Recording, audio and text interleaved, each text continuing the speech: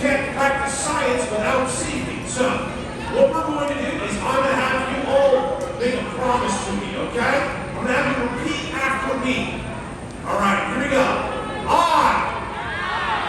promise I will stay seated when the cloud is made, and I will stay on the other side of the black fence. All right, great. Now we got that out of the way. We're going to be doing some really cool things here and some pretty hot things here. But before I can make that science occur, I need ingredients, and I'm going to need your help to figure out what those ingredients are.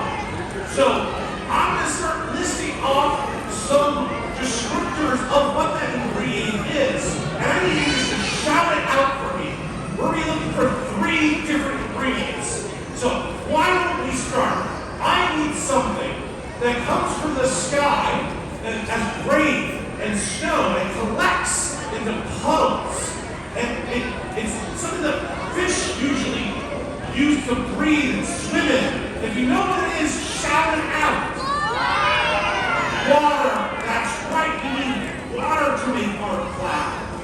And water is very important because clouds are made of little droplets of water.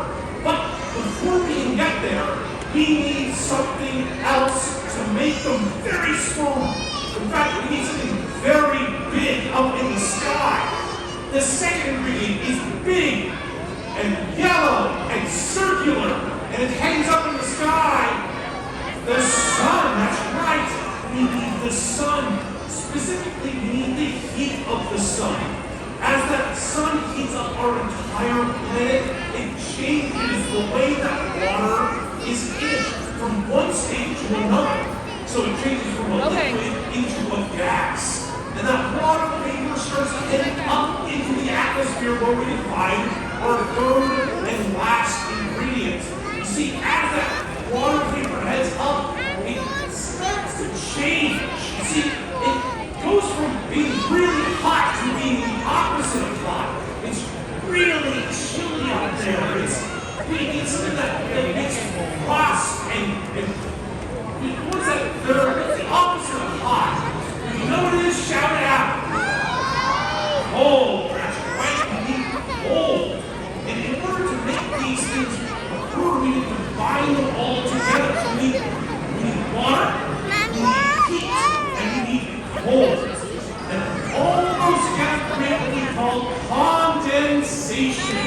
Can we all say the word condensation? Here we go. Condensation. Very good. So in order to make those things, we have to add our ingredients together.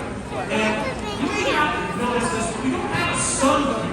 But we have an excellent second ingredient, hot water, which our friend here, Chelsea, is bringing over. And we need a second thing, that cold from the upper atmosphere. And I have a very good substitute for that, which is over here in my canister. This is liquid nitrogen. So, this is the reason that we are making sure we stay seated during this presentation, because we want to make sure everyone's nice and safe. I'll answer your question in 1 minute, okay, bud?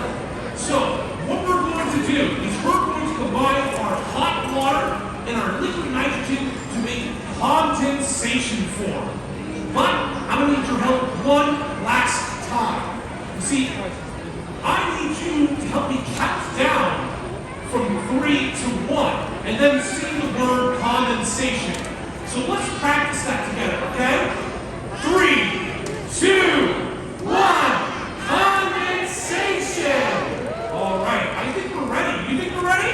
Yeah! Okay, excellent.